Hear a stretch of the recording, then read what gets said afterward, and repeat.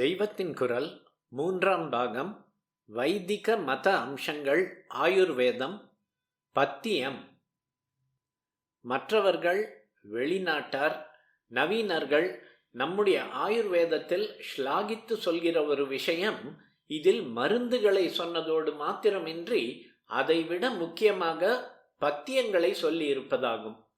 பத்தியம் என்றால் ஒரு வழியில் போக பண்ணுவது.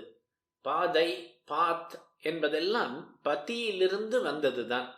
ஆரோக்கிய பாதையில் செலுத்துவதற்காக ஏற்பட்டதே பத்தியம். மருந்து சாப்பிட்டால் மட்டும் போதாது. உடம்பு சரியாவதற்கு இன்ன ஆகாரங்களை நீக்கிவிட்டு இன்ன மட்டுமே இன்ன அளவில் சாப்பிட வேண்டும் என்பது முக்கியம். இதுதான் பத்தியமாய் இருப்பது. இந்த பத்தியங்களில் ஒன்றாக சகல ஜனங்களுக்குமே 15 நாட்களுக்கு ஒரு முறை உபவாசம் இருக்க வேண்டும் என்று வைத்திருக்கிறது. சகல ஜனங்களுமே அவ்வப்போது ஒரு வேளை லங்கனம் போடுவது நல்லது.